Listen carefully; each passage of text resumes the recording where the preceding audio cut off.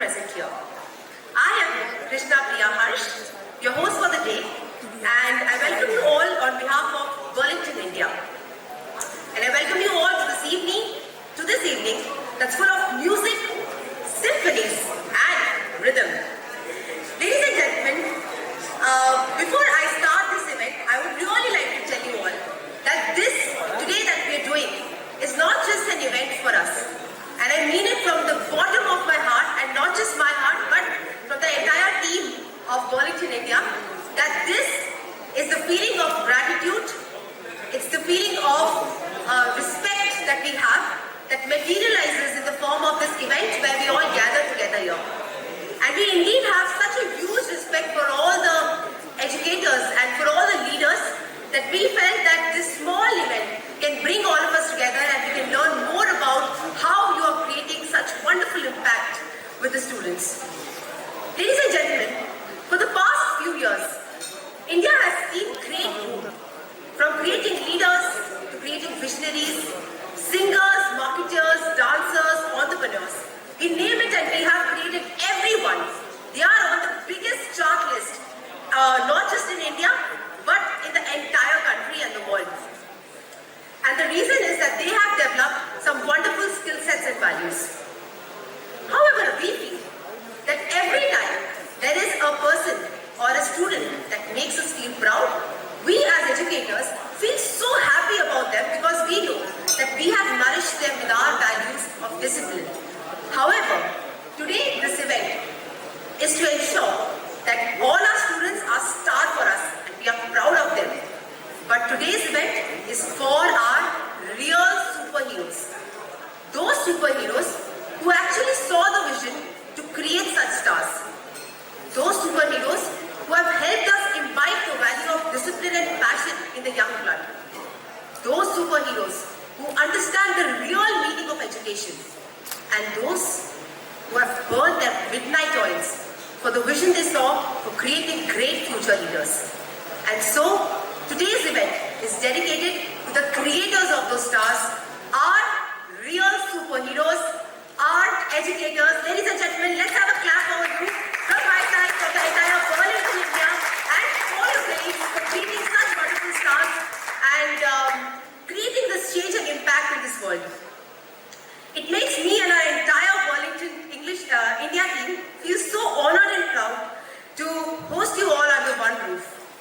I would once again like to thank you all for being the torch bearer for the better tomorrow and to express our gratitude and to pay a tribute for all the efforts you people have been putting for the vision and leadership you carry is today's event, Tune In to Tomorrow. With this, I would now like to start with the lamp lighting ceremony. That is indeed an integral part of any event because indeed it's a symbolism that whatever we begin with an emotion to spread positivity and light. With this now I would like to call Mr. Amit Bhavicha, Chief Business Officer, Burlington, India and South Asia to please come on stage and help us with the lamp lighting ceremony. I would also like to call Ms. Leena Singh, Director, Content Solution, Burlington, India. I would like to call Mr. Damodar Goyal, President of National Federation of Unaided School and President of Society of Unaided Private Schools of Rajasthan. I would like to call Ms. Charu Bose, Vice President Business Development, Burlington, India. Big warm welcome, ma'am. Mr. Dipankar Sen, Regional Manager, Burlington, India. Please come on stage and help us with the light lamping ceremony. While lamp lighting ceremony is indeed a symbolism for starting something new and positive,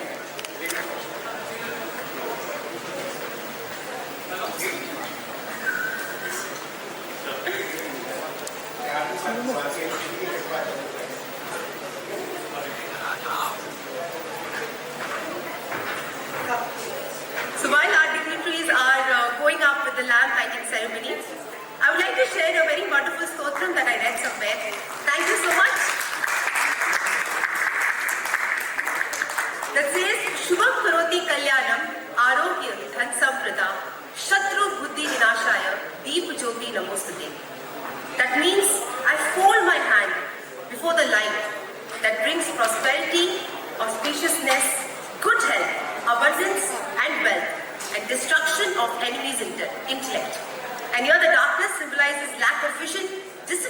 and creation. And with the arrival of light, darkness disappear. And by light for us are our gurus, our educators. Thank you so much, sir. Thank you so much, ma'am, for symbolizing and helping us start this event on such a high note. Indeed, this ceremony helps me to actually envision and see the educators, and thank from the bottom of my heart to all the educators who have helped us illuminate this world with the light of knowledge, wisdom and passion. Ladies and gentlemen, now that we have begun our event and we've started talking about what we are moving further to, I'm sure your excitement levels with time. I was having an interaction on that stage, on that table, and ma'am clearly told me, at this point of time, Krishna Priya, I just want to listen to music. So I'm sure that everybody is really high and everybody wants to enjoy. And it's time that we move to the next segment of today's event. I feel before we move to that segment, just a small emotion that I would like to share with everyone present here is I feel that it's very rare that such an occasion comes that pioneers and distinguished people, they come under one roof. And I must say that when people come under one roof who have worked so much for so many different students, the room at this point of time is actually filled with a phenomenal and mystical energy. And I know that since you all are believers and you all are creators, there is one thing that I have seen in my events and all the believers and creators I have met in my life, that they are very inquisitive and they want to collaborate with people. I am sure, and I'm definitely sure, you all are looking forward to the musical night, but I'm also confident that everyone in this room wants to know that what is Burlington, India? And how can we synergize with them to drive our education system to another level? To ensure this, we have kept a very small segment where we can have conversations to create coactions, collaborations, and alliances for a better tomorrow. Before we move forward, we are going to see a small video that's going to come here on the screen. And I'm sure you're going to understand what indeed means tune into tomorrow. So, the AV please.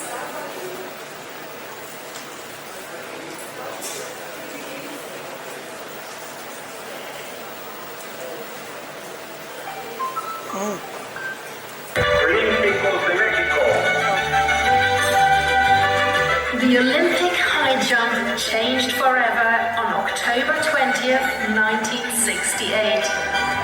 The location was Mexico City. All was normal until a gangly 21-year-old civil engineering student in mismatched running shoes did this. That man's name was Dick Fosbury. And although it may not seem unusual to your eyes now, in 1968 it was revolutionary. On that day in Mexico City, the Olympic Games saw its first Fosbury flop. And it has rarely seen anything else ever since. The high jump has been a part of the Olympic Games since the beginning. Faster, higher, stronger. It's there in the motto. And down the years, techniques have changed to inch that little bit higher. What started with a standing jump went through a period where scissors were the vogue. Then a straddle and the Western roll. Each a little better than the last. But over in Portland, Oregon, in the mid-1960s, the young Dick Fosbury was a lousy straddler. He watched his hero Valerie Brumel break record after record, but the only thing Fosbury broke was his hand. Someone had bet him he couldn't jump over a chair, and he couldn't. But that was before Fosbury tried something new. He married up his engineering know-how with what his body was doing naturally as he ran up to the bar. Fosbury applied some mechanics and learned that by arching his back, a jumper's center of gravity can stay below the bar, even as the body sailed over it. If they get into that perfect arch, it's a mechanical advantage to use that technique. Jumpers before took off from the foot nearest the bar and span in the air to kick their other leg over first. But Fosbury changed the runner and flipped the technique. Sawdust replaced sand, then foam appeared for the jumpers to land on. It it was all in place for Fosbury to give it a try. Out there in Mexico City, Fosbury was already not like the other guys. He didn't like to practice. He was a loner. He missed the opening ceremony to drive out to see the pyramids, watching the sunset and sleeping in a van. And his skills were as much in his head as in his legs. Fosbury psyched himself up for each jump, winning the 80,000 crowd onto his side and getting them to will him over the bar. When the newspapers first saw Fosbury jump before the games, they said he was like a two-legged camel. They dismissed him as a curiosity, but this camel went through the start of the competition without knocking the bar off once. There were only 3 men left at 2 meters 20 centimeters. All were guaranteed at least a bronze. Ed Carruthers, United States, and Valentin Gavrilov, Soviet Union, both joined Fosbury over 2 meters 20, but Gavrilov couldn't get over 2 meters 22. Carruthers couldn't get over 2 meters 24, but Fosbury, like a champion, dug deep. His leap over the bar at 2 meters 24 centimeters set a new Olympic record and won him a gold medal. Fosbury never came back to the Olympics as an athlete after that day in Mexico City, but his name sure did. He said, "I think quite a few kids will begin trying it my way now." The Fosbury flop is now the only way to fly.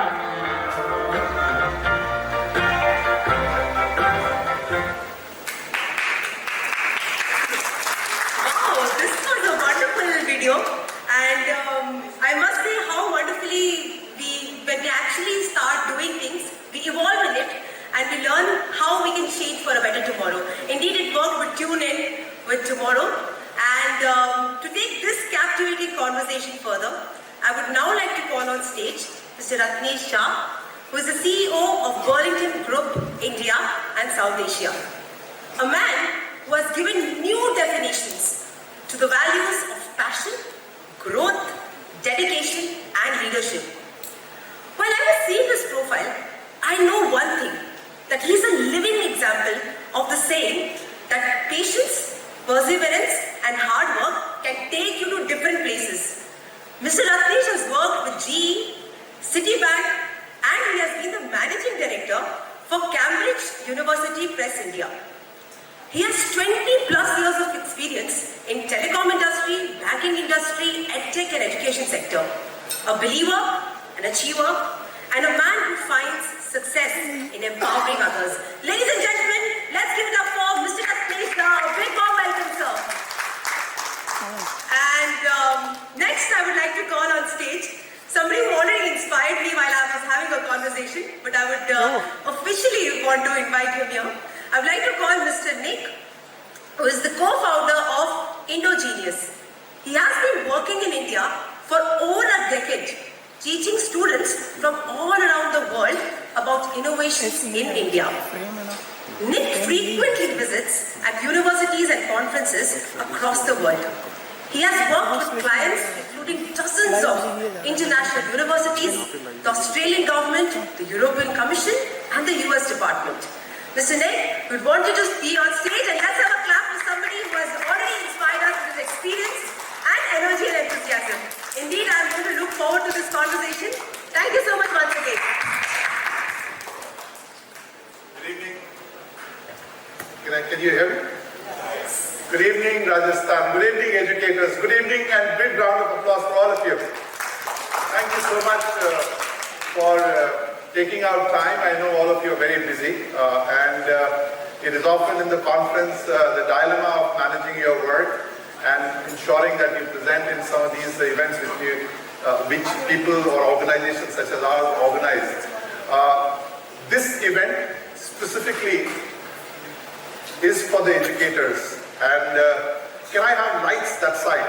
There's a lot of light on my ears. Can I have lights to the audience? I can see them. So I can... Yes, this is better. This is better. Right, so last few years have been a difficult year, and all of us really seen the warrior and the real play of that warrior was really happening in the school, which was really going through so much of change, from a school to online to all of those changes in terms of kids not coming to the school. And I think the biggest learning for all of us as an educator is that role of an educator in the last 2 years really changed. The role of educators really was one as an educator to make sure that the continuity of learning happens. Second, to ensure that you could manage the disruption in the system. Third, to ensure that you could manage the changes in terms of our body, mind and health.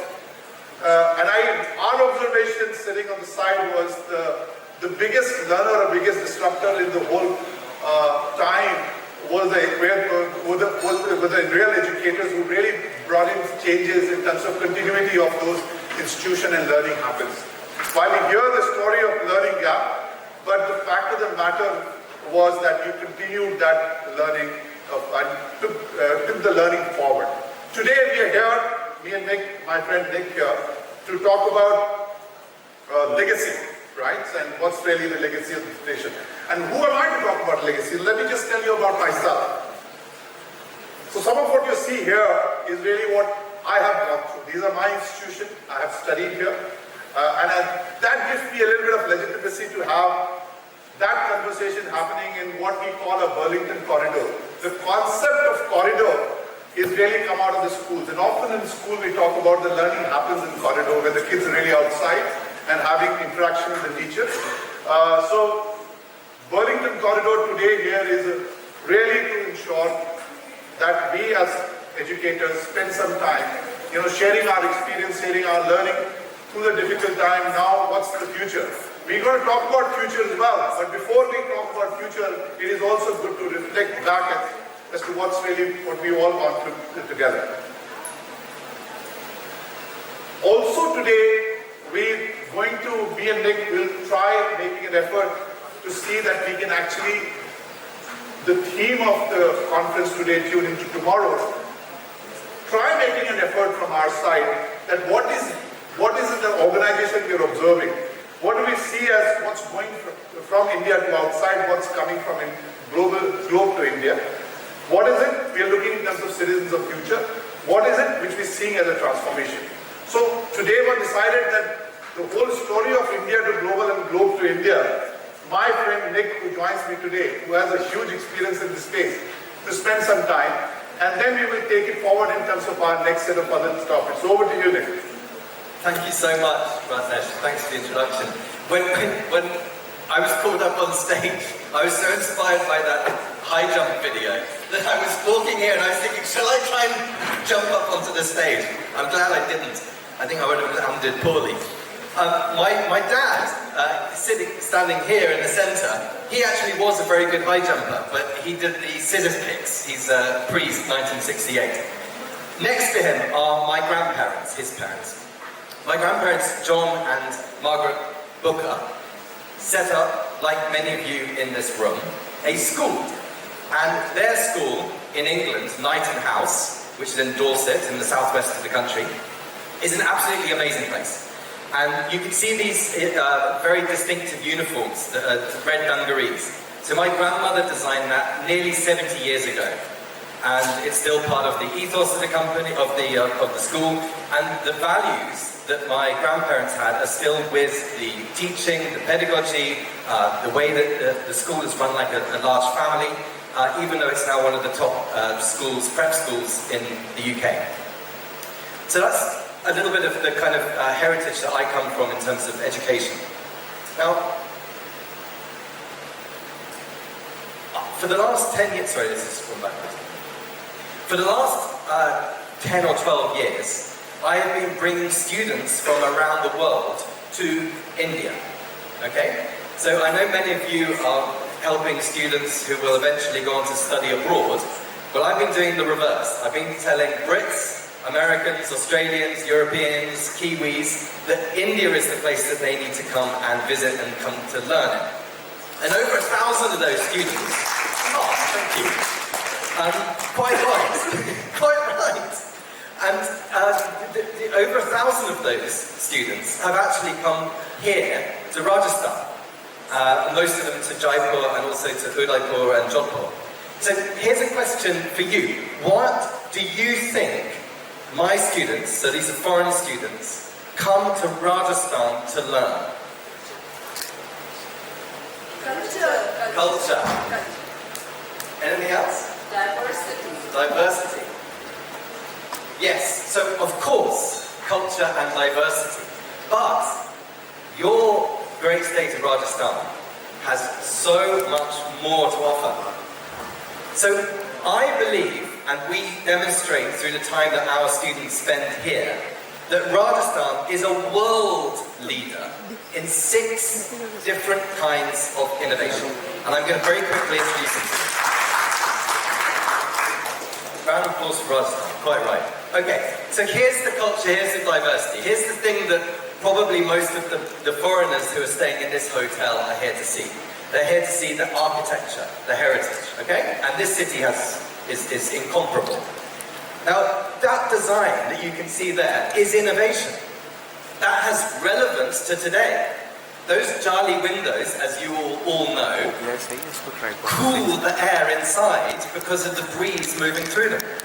So when we're talking about 21st century energy efficiency, sustainable development, reducing embodied energy costs, etc., etc., there are architectural practices that are at the heart of the culture here in Rajasthan that have relevance today. But that's just the beginning.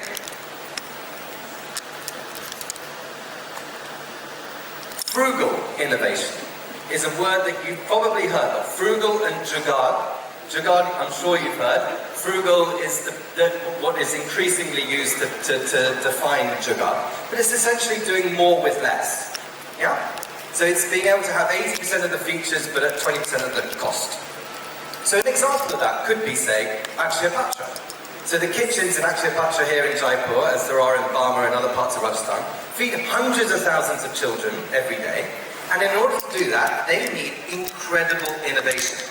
So the innovation that you can see here is gravity being used to make it quicker, to clean, process, cook, and then eventually get the food out into the vat. The chapati making machine, which is a big highlight. Okay, so there's process innovation, there's technological innovation, and it's happening here, and it's all about frugal. Invisible innovation is perhaps my favorite one, because this is the one that India excels in, and Jaipur excels in, which people just do not see. It's invisible. Here's Emphasis. This boardroom, this Emphasis boardroom, is here in Jaipur. I'm sure many of you have been there, but on the way to Bagru, opposite Manipal, is an Emphasis in the Mahindra World City campus with thousands of people. And I once took a delegation from New South Wales, Australia, Sydney, New South Wales. And when we were in the Emphasis office, the team there said, you know, it's quite funny that you're here from University of New South Wales, because we actually process the government of New South Wales applications for all of the applications that are made to their government. In other words, there are processes being innovated here in Jaipur that affect people all over the world, but it's invisible. Next up. That's me up on the stage there with a delegation at an amazing event in Udaipur, Hackathon, startups. There were thousands of startups at this event in Udaipur. The technological startups, Cars 24 and the likes that are coming out of Jaipur, coming out of Rajasthan, are extraordinary. And some of those startups are examples of reverse innovation. They are creating new products or services or ways of doing business here in Rajasthan that are being applied and utilised all over the world. My favourite example of that is a Jaipur startup called Tagbox. And here's the team. Has someone heard of Tagbox at the back? But they're a great company. They're used by 10,000 brands all over the world to manage user-generated content and social media. And nobody would know from looking at their website or looking at their clients that actually they're based in Jaipur. Not Bangalore, not Delhi, not San Francisco, but Jaipur. Okay, so that's a world-beating reverse innovator. Grassroots. Here's a kind of innovation that is close to many of our hearts because it's something that we see every day, and you will see examples of this every day in your villages, in your towns, in your cities, on your way to work, in your schools. It's the innovation that comes from so-called bottom of the socioeconomic pyramid. It's people finding solutions that work given the context that they're in. And here's a quick example of that. A typical water pump, where the water, when someone's drinking, gets spilled on the floor and gets wasted.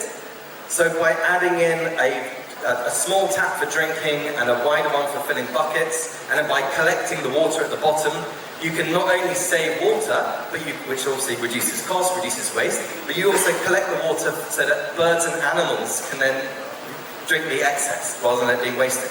So that's an example of a very low-cost grassroots innovation that makes a lot of difference. Anil Gupta of IIM Ahmedabad has a brilliant book on grassroots innovation. Inclusive innovation. So this isn't just about Apple iPhones and Samsung phones and high-end expensive technology. This is about things that can make a difference to some of the poorest people in our society. And whether it's the animals, like the Bishnoi, or whether it be the compassionate innovation of the likes of BMVSS, Jaipur Foot, DR Mehta, Satish Mehta, Dr. Pooja Mukul from Mayo College, who's now working there. Jaipur Foot, incredible example of compassionate innovation. Yeah? So this is what I love about Rajasthan, what I love about Jaipur, why we've brought thousands of students here. It's to experience the culture, the diversity, the heritage, but also to really learn from Rajasthan. Learn from Rajasthanis, learn from these 6 kinds of innovation that Rajasthan solves for the world. When we look at these sustainable development goals, and our eyes often blur because it's all just, graphics and lofty ambitions from the United Nations. But the mindset that is required to achieve these is something that students can learn from the villages and the cities of Rajasthan. Because Rajasthan solves, not just for Rajasthan, not just for India, but for the world. And on that note, I would like to give you a little quiz, a short quiz. So could we switch to this laptop, please? Now, I don't know how many of you have used Kahoot before. Can we switch to the laptop, please? Thanks, Katya. So if you go onto your phones, there is a prize, so this is worth doing. And you visit either kahoot.it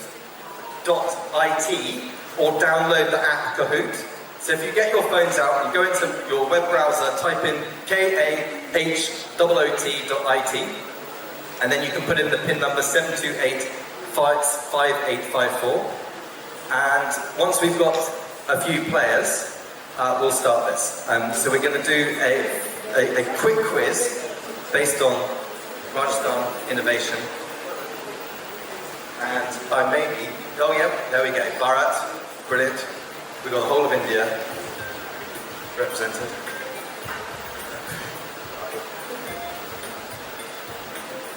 Dipen, thank you, Dipen.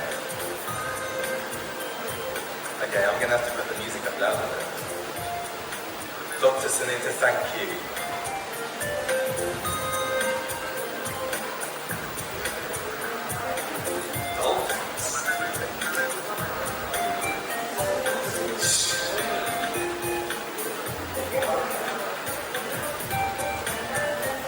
Fantastic. Okay, I'll give you 10 seconds, and then if you keep trying to join in, you will be able to catch up. Okay, so 10, 9, 8, 7, 6, 5, 4. Thank you, Kushbu. 3, 2, 1. Urvashi, wonderful. Okay, right. Keep trying to log in if you're having any issues. Okay, so this is a very quick quiz, Rajasthan innovation. So the first question is, and it'll be on your, in which year did Maharaja Jai Singh II build Jaipur city? 1627, 1629, 1727, 1729. So this is an easy one to start off with, something that I'm sure many of you will know. 13 answers, 50 answers. Okay, right then. Which one do you think it is? Oh, well done. So I think there's clustering around the need to be creative and the need to be able to communicate. And in order to be creative, you need to be able to combine different things that already exist into something new. And I think that's a key trait that Rajasthan has been a fantastic exemplar for. Okay, and final question. So you can select which of the 6 kinds of innovation applies to the Jaipur foot. So here's a photograph I took of the clinic down the road from here. Is this a grassroots innovation, an inclusive innovation, a reverse innovation, invisible, compassionate, frugal? Which of these do you think it is? Okay, well done. So this is one of my favorite organizations in the world. And of course, the reason why I have selected this is that it is all 6 kinds of innovation. So it's inclusive, anybody gets access, it's frugal, it's very low cost, it's grassroots, it was invented here to solve a need in India, it's invisible, it's being used in other parts of the world, in fact more than 30 countries are using Jaipur Foot's invention, it's a reverse innovation that's come out of India to the world, and of course it's compassionate. So thank you very much to all of you, well done. We have our winners. In 3rd place is Dolphins Deepak. In 2nd place is Balkrishna, which means in 1st place must be Gaurav. Congratulations, Gaurav. Where are you? We do this. Congratulations. We'll find you afterwards. Do you have it now? We can do it now? Yeah, please come up stage, sorry. So, Dolphins, Deepak, Balkrishna, and Gaurav. And, with you, Samareen, would you like to, please? Thank you. Look at that, that's fantastic. What an amazing present. Okay, so, thank you.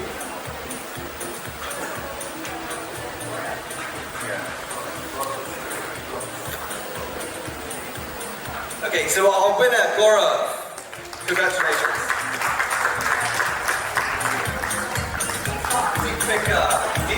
Deepika, Dolphins Deepika. Thank you. Please.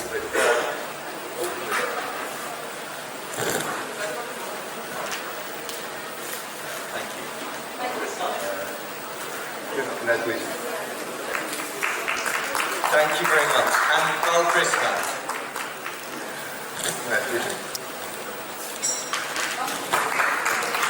We all stand in the center.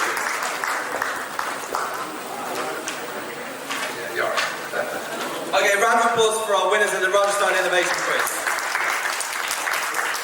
Thank you very much for your time. Maybe switch back to the main presentation. Thank you, sir. Thank you.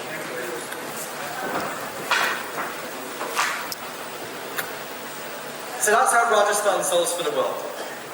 The education that I grew up with, back in the UK, all those years ago, was one like perhaps some of you, where the analogy that I like to think of is one of an escalator. If you do this exam, you can get to the next stage. If you do that exam, you can get to the next stage. You do this, and you keep moving your way through a progression. And the idea is that that's all you have to do is stay focused and keep going in the right direction. But I think that the metaphor, the visual metaphor that really works in the 21st century doesn't come from Western civilization. It doesn't come from Chinese civilization, but it comes from here. And that is the stepwell. And this stepwell, with all the different ways to reach from the bottom to the top, all the possibilities, all the opportunities, all the hard work that's required to navigate, is the way that our education really needs to be. And that's how we can get our children, our students, to the top. So thank you very much for all of your attention. I think that the best classroom in the world is... no surprises, India. And on that note, I'll hand over to Burlington English's Roughness Shah. Thank you so much. Thank you, Nick. In fact, I'm going to roll back to the slide rather than roll forward. And go back to the legacy slide. And it's important. Rajasthan has lots of legacy, and I did try making an effort to say that why am I talking about legacy? Legacy for us is who we are. Let me just quickly go through that slide. It is here. Legacy for us is who we are. Legacy for us is what we do. Legacy for us is those children when they say that I look up to you. But for the educators, it is beyond those definitions.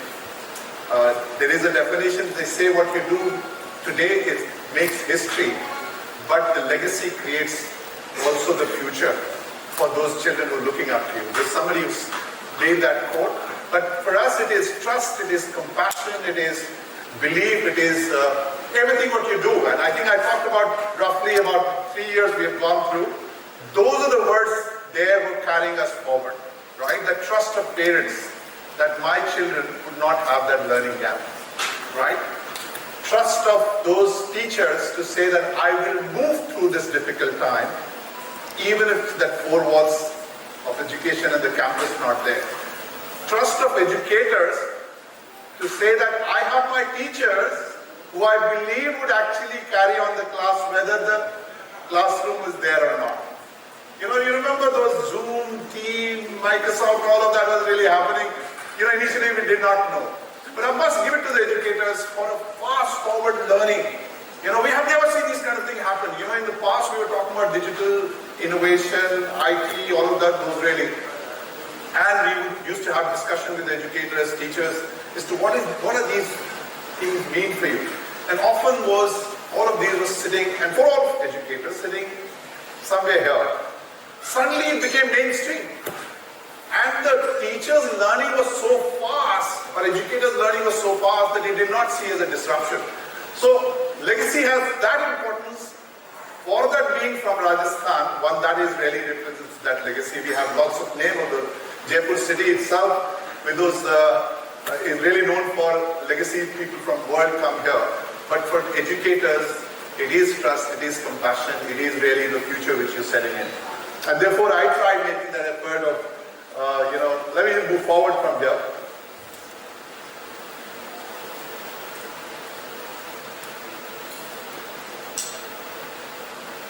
Citizens of future. I think I need to get down. I think this is a Burlington corridor. I am not going to be only talking. I know I'm making an effort to talk. I'm only representing you as an educator and try sharing with you what is happening. But I'm going to come to you and ask you what do you think is the citizen's future. You have a mic? Another mic.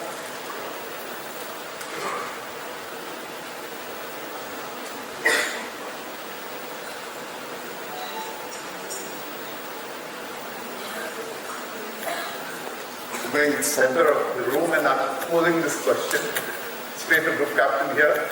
What do you think is the citizen of the future? Who is the citizen of the future? Good evening, everyone. I'm Group Captain Rajesh Mohan, and I am as of now managing the Goenka Public School, Lakshmanpura. I'm so happy to be connected to you, Mr. Jha. You also have an Air Force connection. And I'm so pleased to hear our friend Nick, who talked so much about India and Rajasthan. I wish I would have met you 20 years back. I would have made you put on the uniform. Well, I am not an educator as such. You are all such learned people here. All I can say is that when I joined the Air Force Academy around 45 years back, on the walls of the academy it was written that the story of your life from now onwards, you will write in blood, sweat and tears. This was what was taught to us as cadets, and this is what 35 years of my career in Air Force taught me, that it has to be hard work, it has to be sheer hard work, and it has to be more of heart. And the future citizens of future, I wish them all the very best. I wish your company all the very best. And I wish everyone a very, very happy festive season ahead. Thank you so much and Jai Hind. So what I heard much, Captain. What I heard is the discipline, right? So anybody who actually says that I am disciplined, and if that's a habit which is building in the future. Can I have the same question to you? What does it really mean for you? Who is citizen of future? The one who is responsible, the one who chases the dream and dream for being a Vishnu Guru once again. This is what I really look forward, and as educators, I think everybody of us, we are dreaming that we should inculcate that value system. It is because of the value system in India that we had been looking forward, that we definitely be looking forward to become Vishnu Guru in times to come. A good round of applause for the Vishnu Guru. Thank you so much. You're sitting here, you're sitting here. Now I know that you always look forward for that mic to be given to you, my friend. What do you think? Who is the citizen of future? Citizen of the future is this human who loves to learn. Who loves to learn because it's changing faster than ever. So, yeah, we don't know what we would need as a skill. Somebody who loves to learn. Learning to learn, continued learning. So here, you're the last one, I'm coming to you.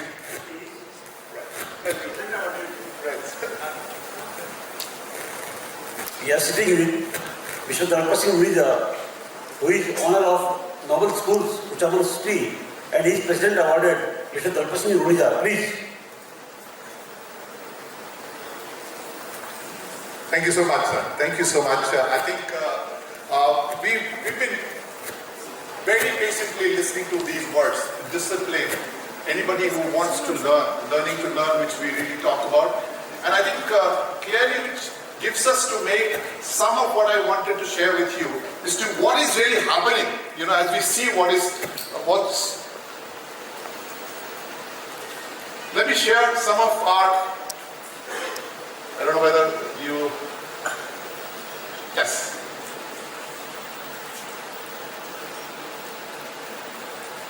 Right, so these are some of the data which I'm sharing with you. These are not something which you are not seeing, and I think I'm sure many of you have already seen it. These are all research-based data. It's come out of McKinsey and the other companies who does the research. What are we seeing in the labor market? We're talking about a child going in class 1 today. When do you think the child is going to graduate from the school? 2032, 2033, that's the kind of really year.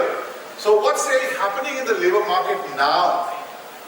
And it is important for us to see that labor market because it is really a leading, right? So either you set kids for those academic glory they see, or you set them for the labor market.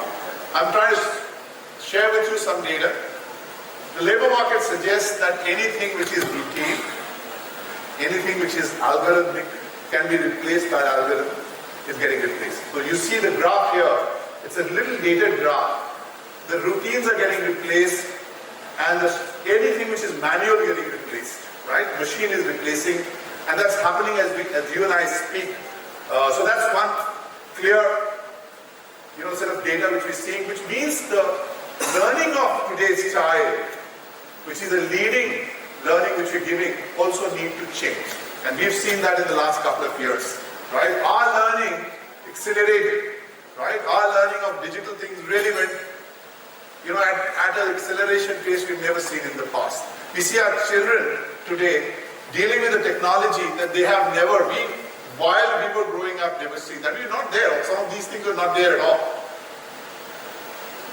So what is it which is really getting still respected from a country's standpoint? So these are set of jobs which we're talking about, which I think still exist now and continue to make story in the future. The artists, designers, entertainers, media workers, all of these influencers which you hear on many of these platforms never existed in the past. We never knew who these people were.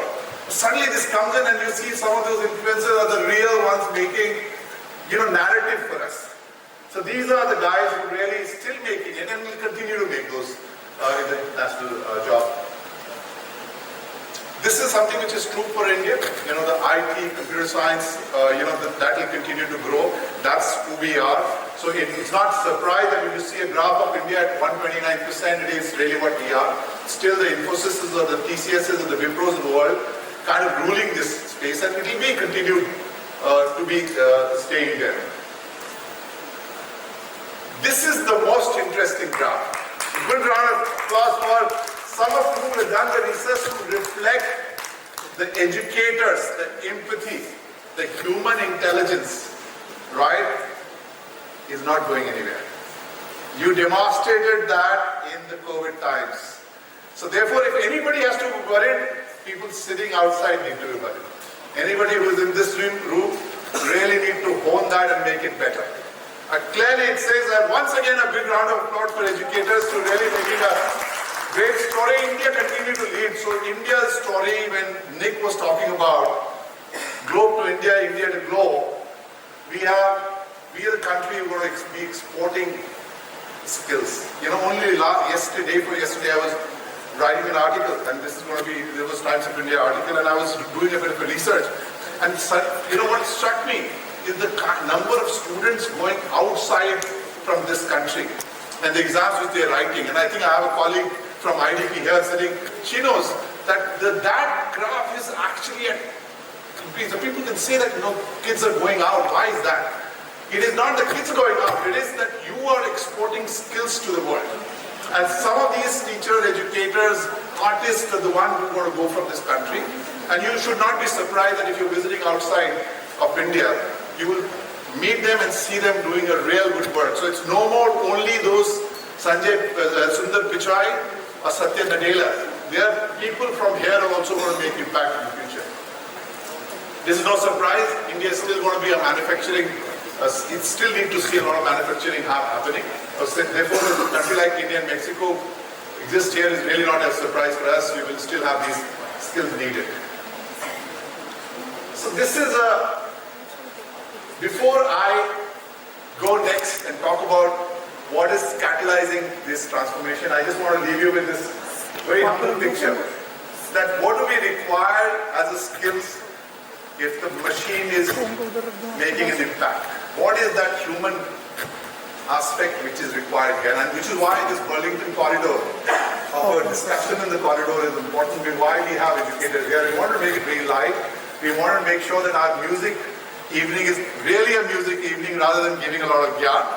But I wanted to make sure that we do tell you why we think it is important for us to go back and see what's that basic skill. What is it as a human being we really represent? And I think this picture is about that empathy. It is the picture about that resilience. It is the picture of helping. It is the picture of lesser of consumption, more of doing. Right? Some of what Nick was talking about in terms of solar energy, etc. The SDG which he talked about, it is clearly a humble picture to say that the human intelligence, as long as we become caring, as long as we become resilient, and as long as we become start looking at not being only a consumer, that's really would be catalyzing what we call as that transformation. But this slide is equally important and very important. If you can see on the right side, educators, learners and parents. Educators and learners are always there. School existed, educators, learners always there. I don't know if you've seen in the last 2 years, parents started asking for their rights. Give me what you can. Absolutely. So they have started asking us, as a service provider, started asking you, tell me what you're doing, right? So that's a new thing. And that is why it becomes very important to start really talking about the pendulum of education and skills. Often parents see this education and skills really be augmented. Mera bachcha should do very well in the board exam. At the same time, they should speak well and they should write well. Isn't that what you hear? Ma'am, let me just ask you, make an effort to ask this question. Nishat, why don't I start with you? You see this is really happening. I mean, I don't even think we need to doubt that. It is definitely happening. Of course, yes. Right. And do you hear more often that the parents really now getting more engaged, asking more? Absolutely. I think they were always engaged and now even more. even more, and we've exposed ourselves so much that we can't run away from it. So we better deliver. Thank you so much, Nisha. Ma'am, how do you see this balance between education and skills? Is that really what you see now? Yeah, it's really required balance in education and skills, because this time after pandemic, people have seen the scenario, and the maximum, even parents and we educators are looking for that students must be skilled for the coming startups. Right. Thank you. Skill for startup, new way of thinking. That's ma'am, what do you reflect? What do you say about this? This is the era of learning, real learning, competent. We need to make the students competent enough, and CBSE is also working on it. So we all educators are also looking forward the students, those who are growing with learning, proper learning. So competency-based and skill-based learning, those are becoming important. A couple of more. What is your reflection, sir, about this whole ecosystem of educators, parents, and the learners, and how does the skill and education play? I think now parents are playing a big role. Teachers are connected more to parents with the social media. I mean, we have to send videos of what the kid is doing in the school, the class. There's Facebook, Instagram. So there's a lot of synergy between the parents, the social media. So you are exposed to, the technology changes. It's more competitive, more dynamic. It is dynamic. It is the aspect which he's bringing out is the collaboration, if I may say that. The whole idea of collaboration is up to different level. I think some of, again, the Burlington reflection, what do we see, right? So again, within the corridor, we are only sort of qualifying and saying this is what we see, right? And all of us is really, there's a clear understanding of learner, meet me where I am. Till about yesterday, you could tell them what they need to do. Now you've got to go and meet them where they are. And this story is actually getting more complex in the last couple of years, with what is really happening with the online, offline, non-line, all of those kind of stuff which is really making whether the assessment is going to happen, not happen. So I think the clear, and I think it's positive, and a lot of it is also concerning, right? It's about all of these, what we talk about, mental health, etc. Some of it is concerning, but it is also very positive that students today, a learner today is asking you to meet them very personally where they are. Ma'am, you're saying something. I'm just seconding your thought that it's all about not giving pressure, yet giving everything. Yes. Okay, so the parents are expecting that the children should be very innovative, they should be very good, they should be learning, everything should be happening, but that pace at which we were pressurizing, that is nowhere in the scene after COVID. During COVID, parents also realized, we also realized, it has to be a natural way of getting into the child, not pressurizing. So look at what is happening. Nothing has changed. The board exam has not changed, right? Kids are saying that I'm going to do as much. I have to get good board results. At the same time, you meet me where I am. I would still be dealing with all of those digital tools. I would still like those games, but meet me where I am. This is clearly where we are right now, right? That's a personalized space of that learner.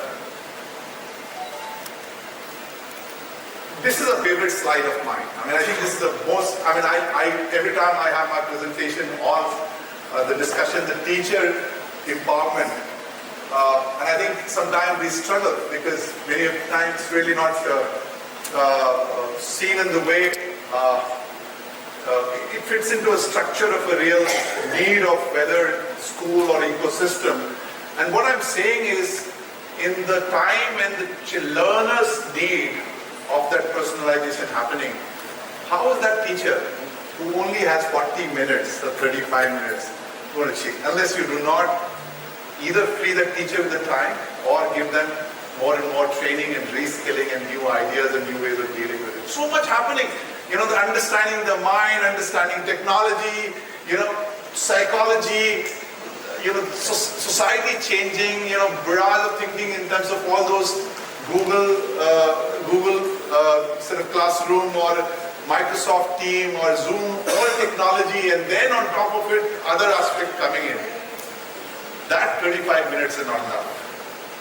And that you have to look at that, and as an educators, we've realized it, and this is what we see across the world, that empowering teacher, making sure we invest enough in our teacher is the need of the hour today. We could ignore it yesterday. We could say that we don't have time. We really have many things happening as part of the boards or as part of our school system. But the need today with the changing ecosystem is to empower teacher, skill them, give them more and more.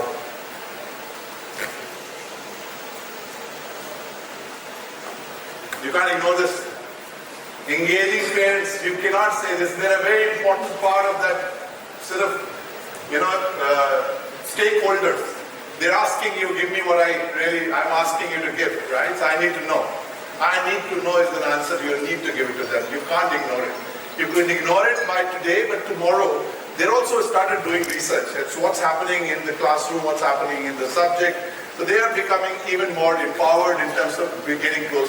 And the reason for that is that the behavior of the learner changing, ecosystem changing, and they are the parents concerned that who's my next guy to go to? The only place they can go to is the school.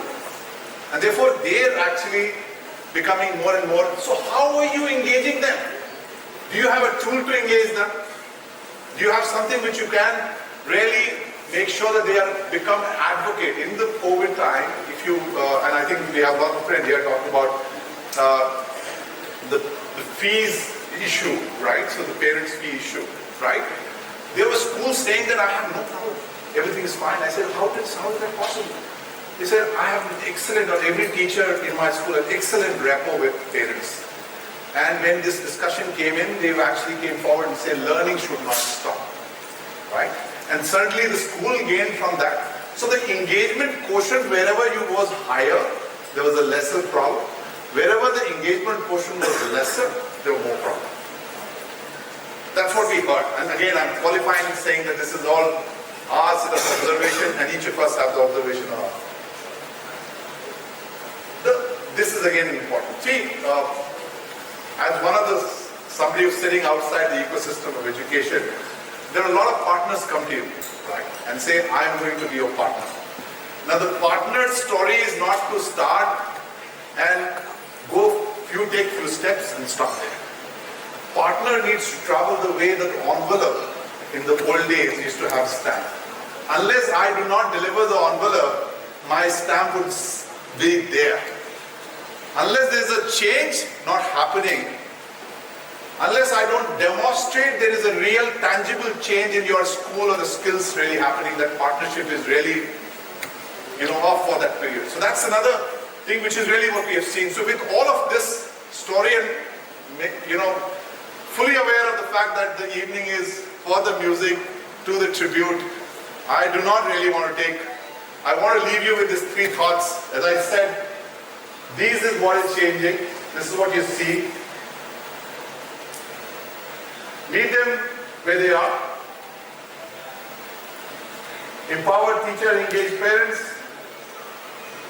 Look for a partner who's a long-term partner for you, who see your vision and be partner of your vision. With that, I'm going to leave you with this small area of Burlington.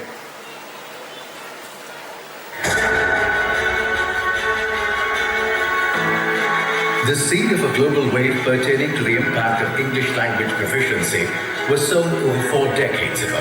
The founders of Burlington English could foresee English language competencies becoming among the most crucial skills for anyone to succeed in the new world order. Starting right from school, helping students to succeed in academics, opening doors to renowned higher education institutions, setting benchmarks for job interviews, and finally coming to the aid of working professionals, helping them elevate their careers and reach new heights with language competency. In these 40 years across 40 countries, Burlington English has and continues to inspire and empower millions of minds, helping them realize their dreams of becoming thinkers, actors, creators, strategists, analyzers. Thank you so much. The evening again, I would say it was a tribute to educators. We're hoping it's going to be a fantastic musical evening, and request you all to be part of this music evening. Burlington corridors, get to know each other, make new friends. I'm sure many of you are already friends. Let's spend the evening celebrating of what we've seen and gone through in the past, and make sure that we all make sure today together we come out of it and we come out as a winner. So we say Burlington English, be a winner. So be a winner today. Let's connect and let's celebrate.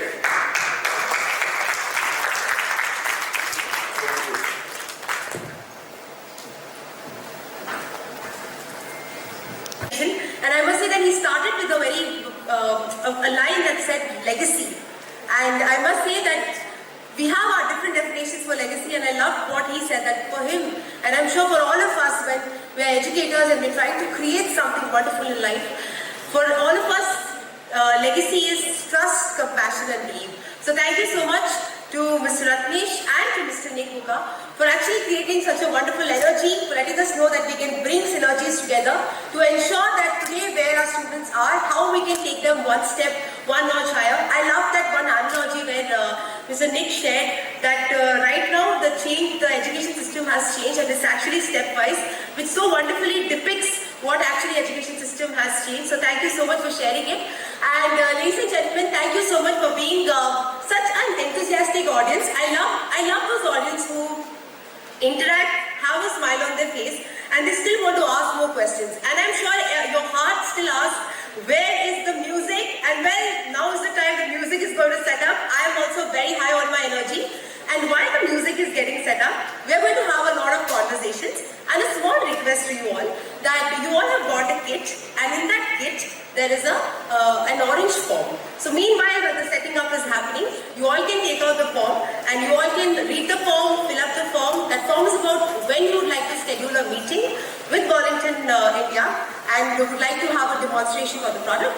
So you can fill in the form, and meanwhile, I'll come down, have a little bit of conversations. Let's talk about what are we looking forward to the evening, what are your favorite songs, small little quizzes, and a lot of interactions. Thank you once again for being such a wonderful audience. There is a lot to come get, and it's time for the stage to set. Thank you so much.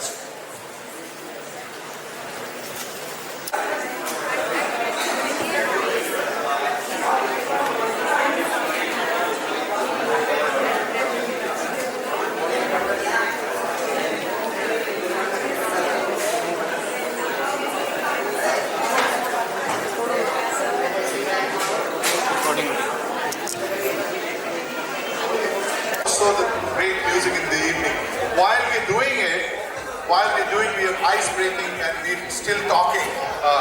What did you feel of, ma'am? What did you feel about some of what I shared? Any reflection in what you see in yours?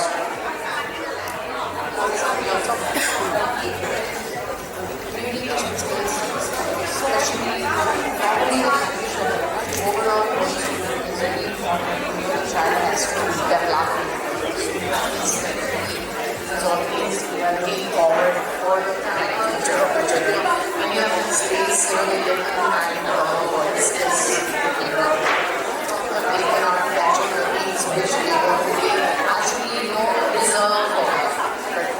Because of the language development. So you think communication is something they are really their thoughts and all those, but I don't think with the language development. So I think the whole thing is definitely. Communication skills, still I'm going to come to you, sir. Here. Thinking skill is one, another skill which is coming, which is very proper, reading, communication, writing, thinking, ability to think. You see that where he has one of the important systems emerging. I think that is emerging now. It should have actually emerged long before. Thinking without thinking, a child cannot actually do it. Then he can be only a copycat, just follow what has been already planned. If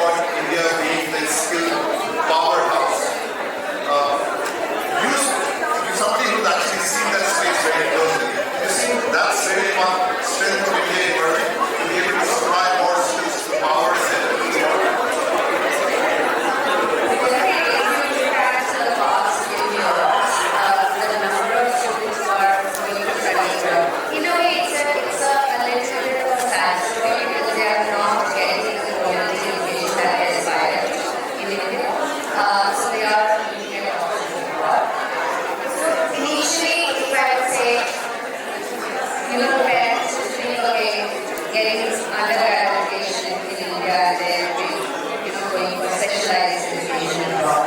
But now even students are looking at, I can see a trend where most parents are ready to send their students, their children for schooling abroad. And after they completed for 11 to that trend has also become very important.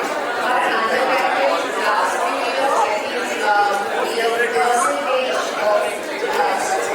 students going for undergraduate studies abroad has also become very high. And that is why that is an organization like us are looking at engaging in schools more and more. As I said earlier, we build quality in India. It's kind of looking for is identified, but largely students are not really getting what they are aspiring to get as a quality education. That's what they are in institutions. So that is, I think we need to fix it if we want to restore the brain. How do we fix it? We empower the teachers, pay teachers more money, give them more exposure, and stop the differentiation between the finding nature of the CBT and the teachers. And how do you think we change the behavior? We really make sure that we as a collective educators and teachers may impact this 21st century learner. Be a learner. Be a learner. Be a learner and love to learn. Right. So that's a brilliant quotation for Burlington is be a learner. Right. So continuous learning, learning to learn. I think that's a brilliant sort of step to for all of us that it's a continuous learning. It is not going to stop. It is the process which is important. Sir, can I come to you? Be a learner. Continuous learning. What does that mean to you? This is process, process which you can be and I believe that it should be based on value information. That is what the should really give the successful education. Right. Value of education. What does that value mean, ma'am? Value to me means that the person should be humble, because value always motivates us to be more humble, and humility definitely will always take you higher, because in Hindi normally we say value. So this is what value for me is. The more you are learning, the more you are educated, the more humble you should be, because once you go down, you will definitely be very class. Thank you so much. Humility, being humble. Right? That's another good sort of value which is coming on. I'm going to have this conversation. The humility, humble, 21st century learner. What do you think is the other skill required? Both of you together or in isolation? Discipline.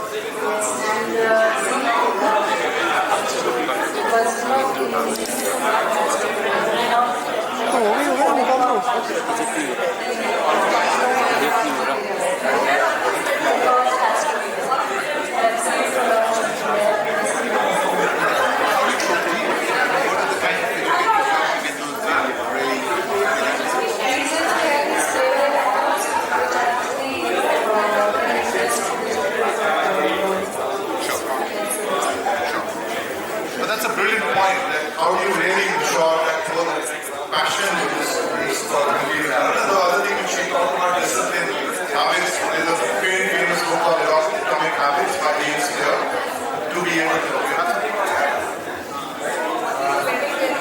Basically, also a yoga instructor. The mental aspect. So, more focused, more balanced.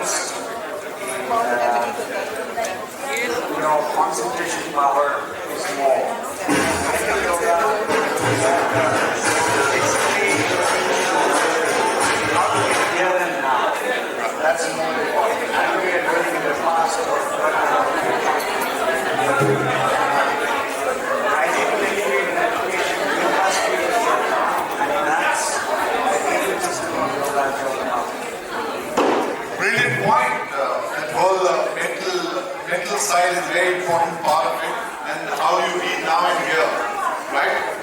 You were saying something, we need to do some activity now. How are we doing?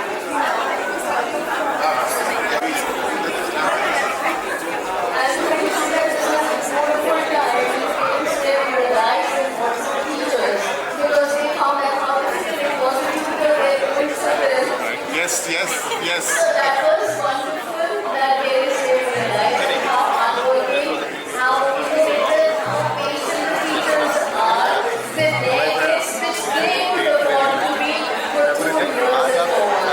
That was really a nominal thing that yes, we are much better than the parents that was something really good. Thank you so much, ma'am. The parents' realization that how difficult this job of the teacher, considering the fact that they've been to home together with the children for a long time. It's a brilliant point. It's a brilliant point. Absolutely. Absolutely. As a parent, I can actually relate to this. No, not the parents. As a teacher, I could see that. Right. The parents were not able to handle, but we could handle it. Right. We could really make them do everything that the parents were doing. Right. Thank you so much, ma'am. When you were sitting here, you were listening to me very easily. I am coming to you. You've heard what I was sharing with you. You lost our future. You heard resilience, humility, habits. What do you think the aspect which really helped you go through the difficult time in the last 2 years? You know, lots of happening. What did really help you personally and people who you know? I think as a school leader or as a leader in any organization, the most important thing is not to have good followers, but to create good leaders in your organization. And one thing that we succeeded in was to create good leaders in the organization itself. And this helped us to sort of build trust and do whatever we could do in such a short period of time, because the spectrum has just changed completely, right? And it was important that we took really good steps. And unless we had good leaders in the organization, so I think something like creating leaders was very important. Thank you so much. To be able to have more leaders and to be able to, sort of help making more leaders within teachers, within school leaders, I think that's a brilliant point. Both of you sitting here. Tell me often in education talk about pedagogy, curriculum assessment. Things changed in the last assessment was not happening. Do you think really a message which we're getting is assessment as important as really education and learning, or does assessment continue to be really the most important thing in our life? That's a very relevant question, sir. See, what I have always perceived, like it's been 6 years since this Burlington, I'm an advocate of so what, since the beginning, I always have this opinion that skills should be the criteria which should be focused on this. Skills is not that you are, what we are running after is that future oriented, that money making machines we want to say. Let's not focus on that and focus on the skills for the students. Whatever the time period, good or bad, will come, if anybody is having that confidence in themselves, those skills will always help to come over that bad phase. Be it anywhere, the schooling period, we talk not about the first rank, second rank, the medium plus, the backbenchers. But backbenchers also do good in life, otherwise there will not be any right for the backbenchers. So in that way, what happens is that we create that backbone of that confidence in that child. Wherever you are, you should have that confidence, you can do it. That's the core thing which school should not do this, because things will keep changing, but we need to have this. So you're saying have conversation with that learner in a child and get that's what you say. You need to have that confidence in that child. That child should have that confidence that whatever the phase of life is, I can do good things in my life. If that confidence there, studies, you are okay, you are average, but that confidence, if that school starts inculcating that confidence, like Burlington is another different mode of that confidence building. The child should know that you are going to abroad or you are going to, suppose you are going to Chennai. there. When you are from Rajasthan, you have that confidence, you will be able to succeed. Thinking child who is actually confident is a need of hour when you export skills from India to overseas. I mean, on this table. I'll start with Sir here. Beautiful smile. You know, that thinking child and thinking child is what will create Back to the Future. What are other more suitable parts of the child? First of all, I think we have to naturally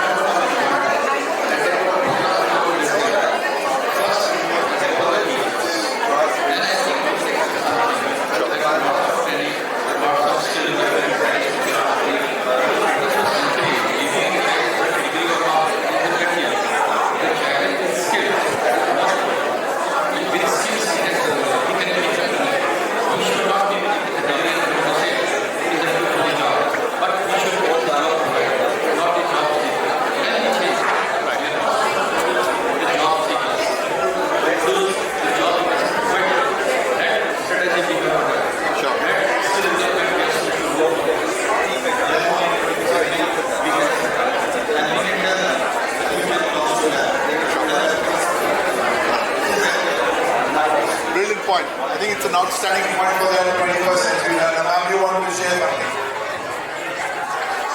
I just want to say, we want to bring the change in education system that we change the curriculum, change the syllabus. Teachers have to teach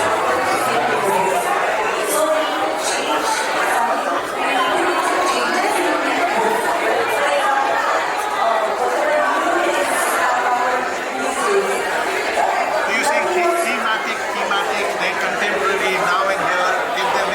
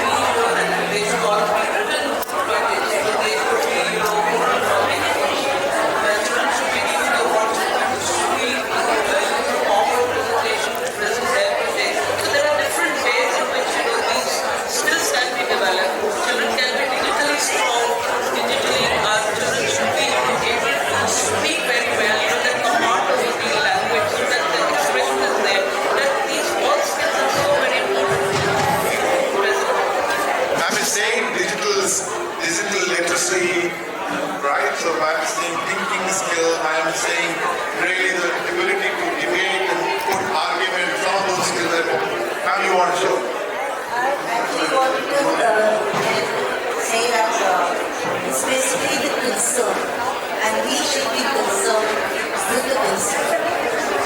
The way we learn this thing as a we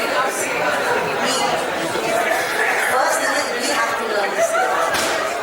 And then we will follow our children.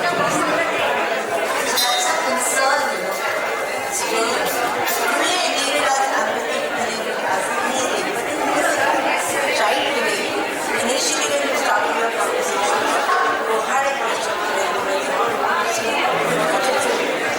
The future children are those who are going to switch their own platform. That is the truth.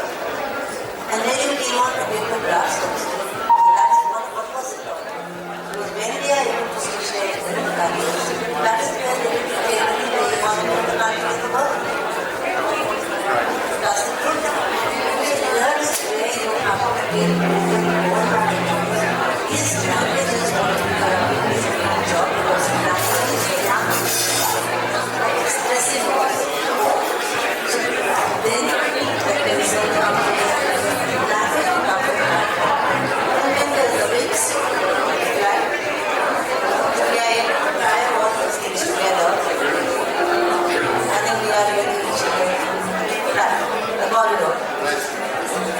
Again, the point of Burlington corridor coming here and concern. Ma'am, you talked about how do they stitch their own story, how do they use the pervasive knowledge to shape up the story for themselves. Right, thank you so much. Now I can't leave you going like this. Was talking about education. How are you, ma'am? Very good. Education and skills, and we had a really fantastic discussion. What we said, what are the kind of future skills required? We made a mission. As an educator, we've seen last couple of years, some couple of time, and also indicated in the previous changes. What are your thoughts? Skills for the future.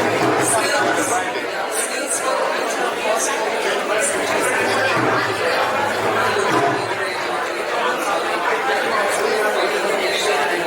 But what is most important is adaptability and most important because and we as educators are still engaged in educating students. We don't know which was important, most students are not here, but we need to make this project future ready because we don't know the real culture.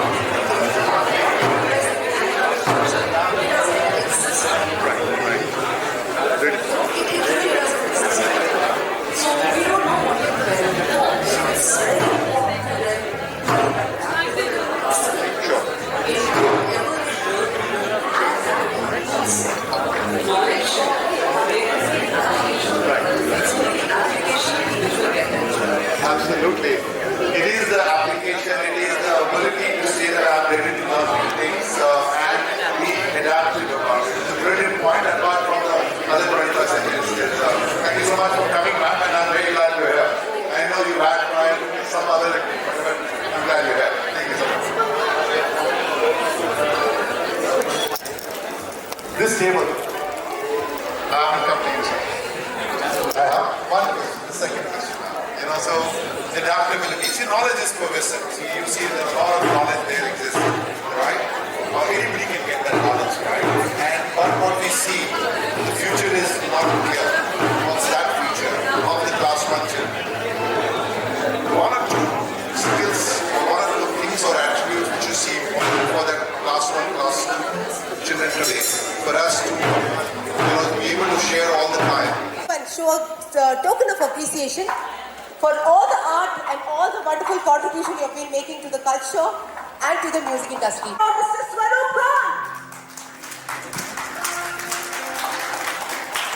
Pride of Rajasthan, pride of Indian culture.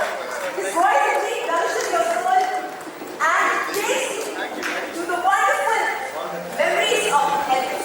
Thank you so much, Mr. Swaroop Khan, and thank you so much, Mr. Rakesh, for this wonderful presentation.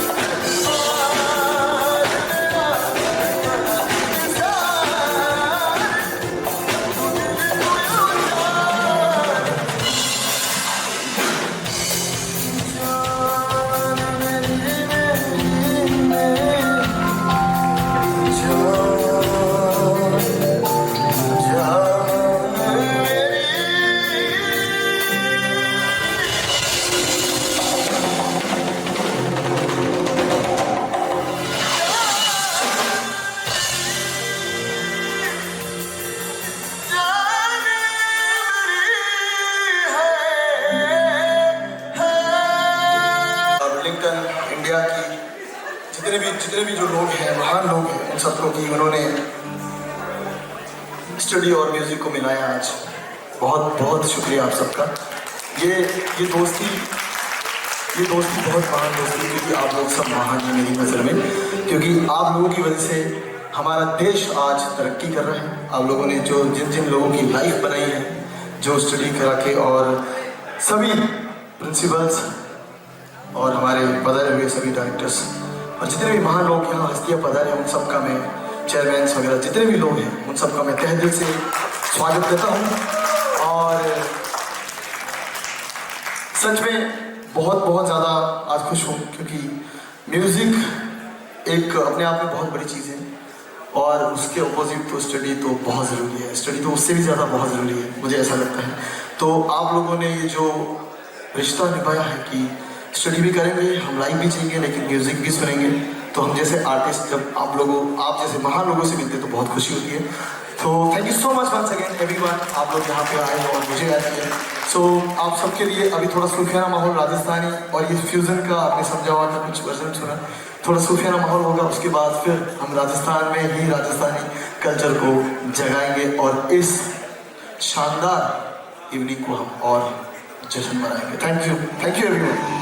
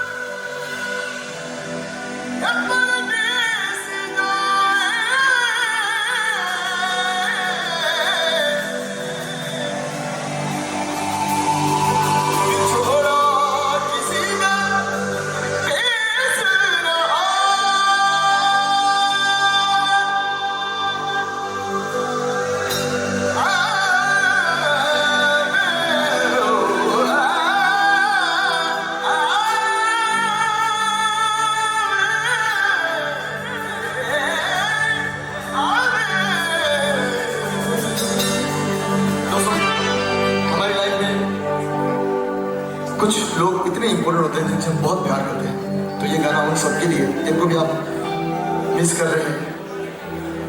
ओ सानू एक पल चैन ना आवे, चैन ना आवे, मतलब चैन नहीं आ रहा है, याद कैसे आ रही है? चैन ना